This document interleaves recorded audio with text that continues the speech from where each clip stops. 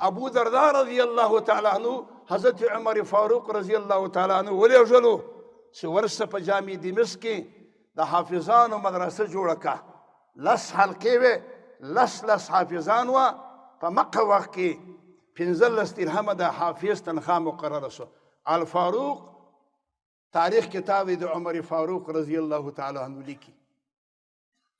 بیا چې فتوحات پسې زیات شو نو مصر فتح شو في مصر کې عمرو بن العاص مدرسه جوړه کړه رضی الله تعالی عنه چې دغه د مصر مدرسه اوس په شکل د جامع ازهر کې ده علما مؤرخین لیکي چې دغه مدرسه و چې چا جوړه کړې په مصر کې عمرو بن العاص رضی الله تعالی عنه فتوحات زیات شوه عراق هم فتح شو په عراق کې په کوفه کې عبدالله ابن مسعود رضی الله تعالی عنه مدرسه جوړه کړه چې بیا د عبدالله ابن مسعود شاګردان وپالله حضرت اسود او حضرت علقمه د هغې نه پس ابراهیم نخعي د هغې نه پس امام ابو حنیفه رحمه الله د کوفې د مدرسې محتمم و د کوفې د مدرسې مربي او پالونکی و بیا د دې نه پس فتوحات ډېر شوه سلطان محمود غزنوي فتوحات وکړه هند فتح کو په هندوستان کې په زرګونو مدرسې جوړې کړې دا لوی هندوستان څه حصه د افغانستان او ټول پاکستان پکې داخل دی یو مدرسه په مدرسه النساء په نامه باندې سلطان محمود غزنوي زر زنانه د دې مدرسې نه د حفظ د قرآن نه فارغه شوي د دې نه پس بیا په خلافت عثماني کې مدرسې ډېرې قوي شوې خو یو کار دی بچانو کومې مدرسې چې تر حکومت پورې تړلې وي د حکومت په وجود کې به قوي کېږي که خدا نخواسته اسلامي حکومت کمزوری شي بیا به مدرسې څه کېږي کمزوري کېږي خلافت عثماني کې مدرسې قوي شوې ډېرې زیاتې شوې خو چې کله خلافت عثماني ضعیفه شو نو مدرسې هم ضعیفه شوې په داسې حال کې الله جل جلاله بیا یو کس راپورته کوي هغه ته وایي مولانا محمد قاسم نانوتوي رحمت الله علیه په سنه 1283 کې بیا د دارالعلوم دیوبند بنیاد پرېښوی دا اوس د هغې ګلان دی ستاسو عقیده څه شي دی ما ته جواب راکئ عقیده مو کومه عقیده ده په احنافو کې کومه عقیده ستاسو ده دیوبندي عقیده ده زموږ همدا شانته د کابل شانته ده لکه دیوبند چې څومره خدمت کړی الله جل جلاله د هغه په لاس باندې داسې یو مدرسه جوړه کړه چې تاریخ به یې تر قیامته پورې باقي پاتې بچانو راځم ستاسو خبرې ته دا علم دا د الله جل جلاله صفت دی ما په پښتو پوهېږئ دا د چا صفت دی دا د الله صفت دی خو الله جل جلاله د خپل صفت هر چاته نه ورکوي او که ورکړي بیا د الله امتحان دی چې څه کوي اولنی هغه شی چې ستاسو دا علم به ښه نتیجه ورکوي او بیا به په آینده کې هغه نتایج ورکړي لکه څنګه چې ستاسو اساتذو ته الله ورکړي دا ګورئ د هغې د علم د نیتونو نتیجه ده چې نن په کابل کې قرآني نظام قائم دی د محمد رسول الله صلی الله علیه وسلم سنت قائم دی او بیا دا واوره چې په مځکې باندې تر اوسه پورې دا څوک تاریخ نه ورکوي چې د حنفي مسلک حکومت دی په یوه مځکه باندې مکمل راغلی ما سوا د افغانستانه وایو ټول الحمدلله چې نن په ټوله مځکه د افغانستان باندې اسلامي قانون دی خو په ضمن د کومې فقه کې چلیږي جواب راکئ حنفي فقه کې الحمدلله دا یوازینی دا دی دا د هغه علماو ستاسو د اساتذو د قربانیو نتیجه وه نو د علم دپاره چې نتیجه ورکوي مثبته نتیجه چې ورکوي هغه ښه نیت دی نیت ته تمام امور موقوف علیه دی یعنی دا معنا څومره نیک اعمال چې دي دا په نیت باندې تړلي دي خپل نیتونه د الله جل جلاله د رضا دپاره وګرځوئ زه درته قرآن کریم یو آیات وایم مفسرین دی چې دې ته اشاره وما امروا الا ليعبدوا الله مخلصين له الدين ودي كنيت اشاره ده الناس هلكا الا العالمون والعالمون هلكا الا العاملون والعاملون هلکا الا المخلصون. نتیجه یې دا راووتله چې فقط هغه خلق بس دی چې علم لري او په علم باندې عمل کوي او په عمل کې څه لري؟ اخلاص لري. او اخلاص عبارت دی د نیت نه. خپل نیت دا مه جوړوئ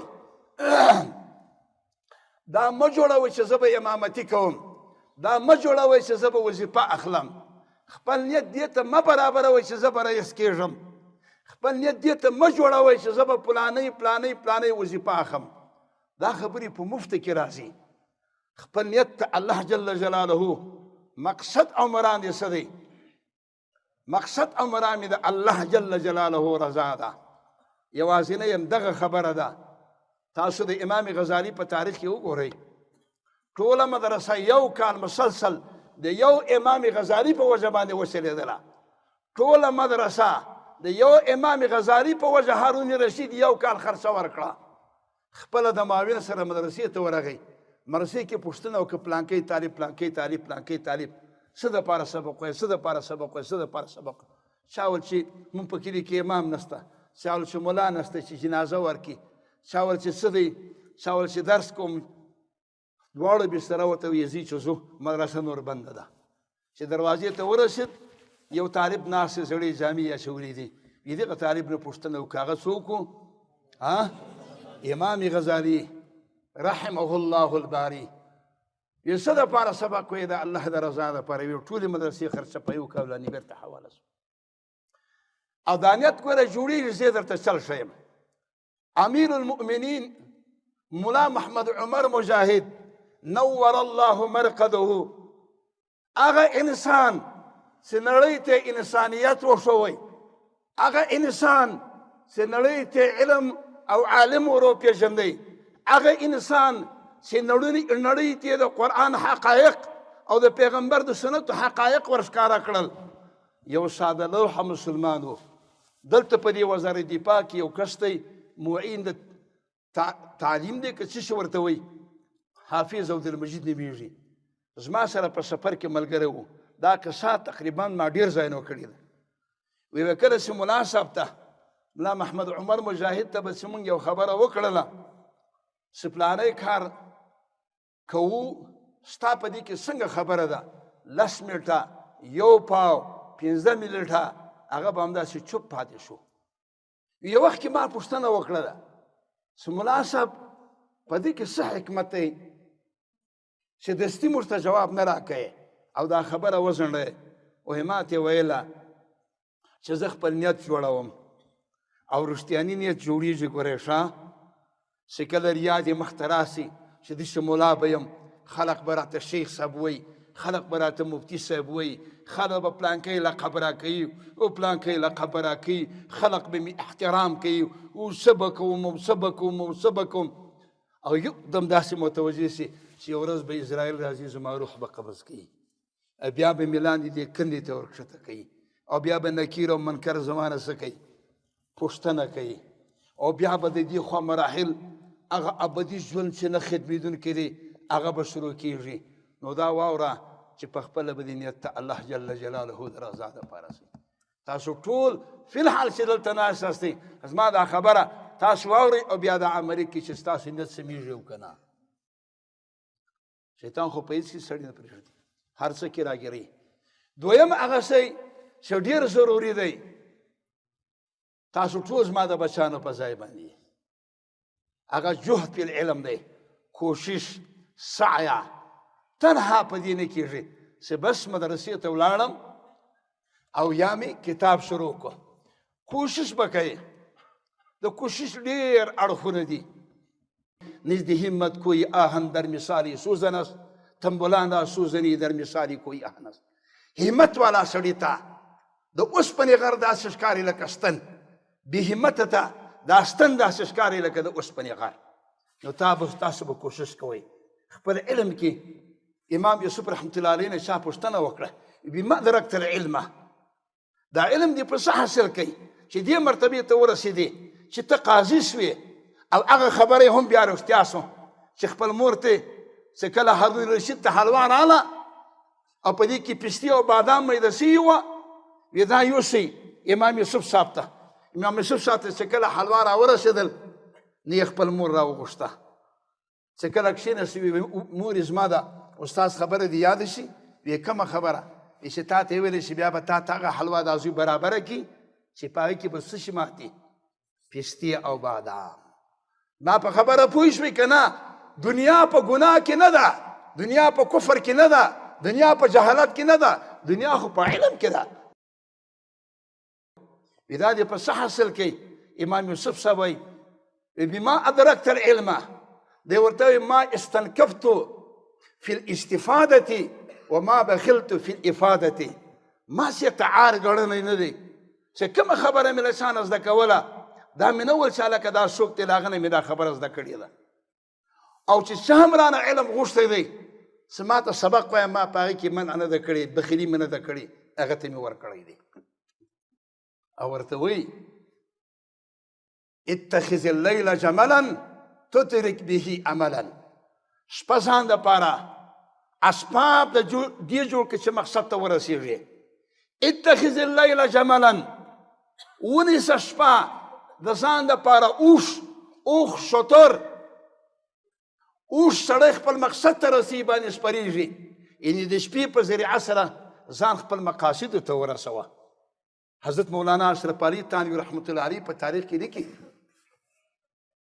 په 14 کلنۍ کې د تهجد شروع کړه په څو کې په 14 کلنۍ کې د کاکا ښځه وایي ځکه دی چې د 5 کلو سو مور یې مړه سوه د کاکا ښځه وایي چې کله زه به راپورته سوم